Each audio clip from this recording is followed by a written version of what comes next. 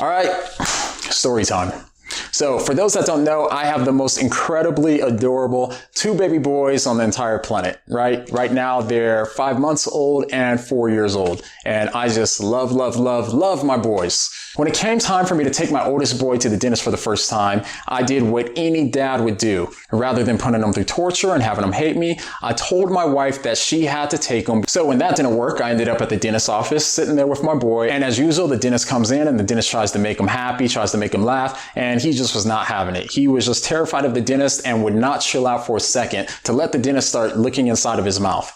So at this point, he starts screaming, he starts crying, and he starts reaching for me. And instead of me reaching for him, grabbing him, and taking him from the dentist, instead, what I had to do was actually hold him down so that way the dentist can continue to look inside of his mouth. Not only could he not understand why I didn't save him when he's reaching out for me, but he also couldn't understand why I actually held him down and allowed him to suffer. And for me, it was really kind of difficult at this point, to be straight up with you. And the reason why is because I wanted him to understand, but I knew that there wasn't anything that I could say that he could understand. I mean, he was barely kind of getting through basic language at this point. He just couldn't understand the language or even these big concepts of the greater good. Now, in a similar way, I don't see any reason why it couldn't be the same with God. If God created the entire universe and he knows everything there is to know, then he would also know how everything must go together for the greater good, even if we couldn't see it or comprehend it. I think he might be getting into a caveat here in a second, because I remember a caveat there, but he's trying to compare taking his son to the dentist, which is a good thing, the son being scared, obviously, and then having to,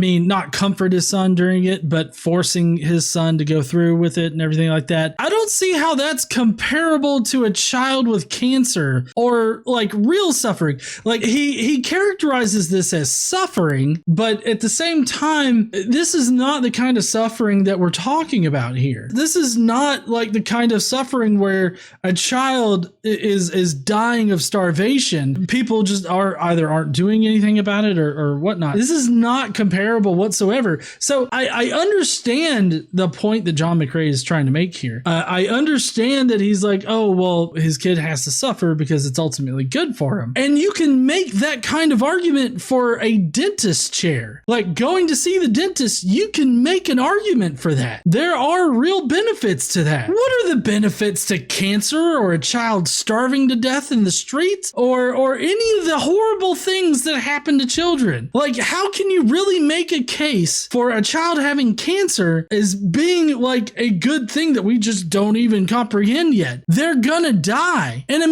maybe the good thing is that, oh, well, then they'll get to heaven faster. Well, then fucking God can just blink his life out of existence. God doesn't have to put that child through the most horrible pain that they can imagine. God doesn't have to sit there and watch a child starve to death in the streets. God also doesn't have to sit back and watch a priest molest a kid so many times that they end up killing themselves later in life. Like, God doesn't have to allow these things to happen. God can snap and change shit in an instant. He's like fucking Thanos up there with the goddamn reality stone. He can make reality whatever he wants, but he doesn't choose to. I'm not saying that God has to make this reality without suffering, but I feel like the most egregious versions of suffering out there, he could definitely just fucking blink away. Vanta Blue says, I love that he offhand just proved that prayers are unneeded. If God already has a plan, prayers do nothing, the plan won't change. Right. Like people praying for cancer patients. What's the point in that? God is obviously meant for that person to have cancer for a reason. It's either for God's own shits and giggles that he wants to put that person through the worst pain in their life or whatever fucking reason else. But if the point is that that child or that person is fast tracked to God in the afterlife, then God could figure out a better way so that it minimizes the suffering. Like, I'm not saying get rid of suffering, but minimizes it. And to sit there and claim that, oh, well, maybe God just knows how this is good for us and we're just too myopic or we're just too ignorant to understand why uncontrolled cancer in children is a good thing. I'm not going to sit here and try to suggest that there's a good good reason why people should be suffering. Like, that's beyond me. That's beyond my compassion. Like, if God can think of a good reason why somebody should suffer through cancer, then I feel like I'm a much better and much more morally just person than God has ever been.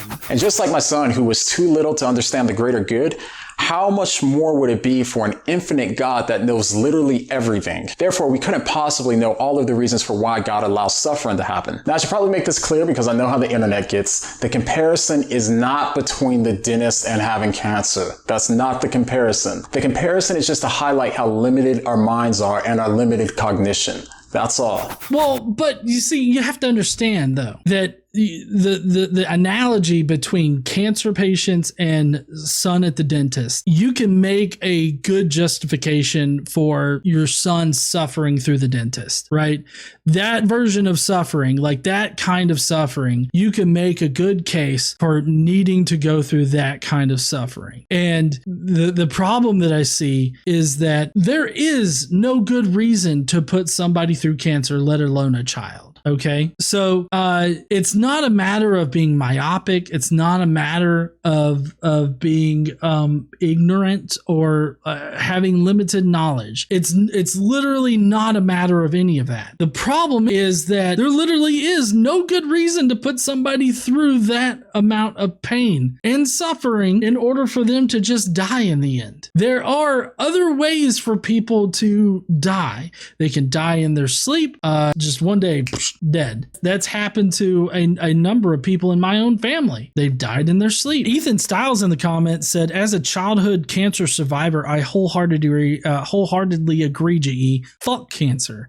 Yeah, definitely. Fuck cancer. Because the pure fact that there exists so many other different ways to accomplish whatever you're looking to accomplish with cancer, do anything else. That is needless suffering. By just maybe it's just a matter of compassion. Like, I have more compassion than God does. If God feels that it's necessary to put somebody through cancer as a child or even as an adult at any point in somebody's life to put them through cancer, I feel like I have more compassion than whoever that could be that thinks that's necessary. But if you really think about it, sometimes in life we are able to see the greater good that comes from suffering, and we see how it made us better people. A lot of people would say that even though they went through something absolutely horrible, they wouldn't take it back for anything. And they say the reason they wouldn't take it back is because it made them better people and it made them who they were today. Well, true. Just like I can't rule out that some good could come out of some kind of suffering, except cancer, because fuck cancer. It's equally as likely that the exact same result could have come about through a different path, like a different set of things that happened. You can't sit there and rule all of that out just because this was the conclusion of this one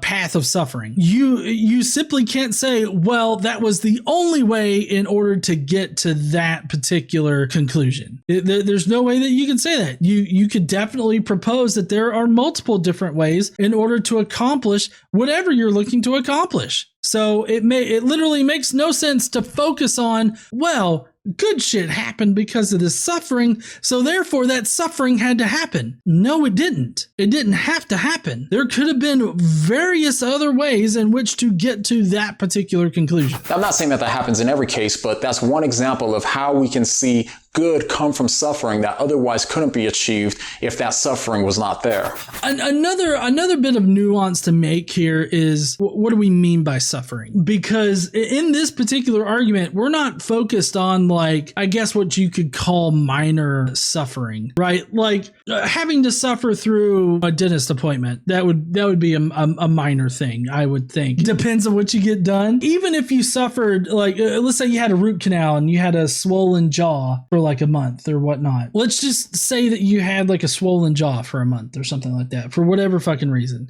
Like, I think that that's more of a minor bit of suffering than like a child starving elsewhere in the world, or some of the other types of suffering that are really hard on your health that causes needless suffering and things of that sort. Like those are the kind of things that I'm talking about here. When we're talking about suffering in this particular context, we're talking talking about children with cancer, children that haven't had the time yet to do something horrible in their life or anything like that. Not that anything that you could do would require getting cancer or would justify getting cancer. I'm just saying that, like, these are kids that are suffering some of the worst pain that you could imagine, having to go through all of it, that are having to suffer day in and day out, and they fight for their lives. And to sit there and suggest, oh, you got cancer for a good reason, like, that's just shitty, in my opinion. Like, it's shitty to try to say that you got it for a good reason or some shit like that.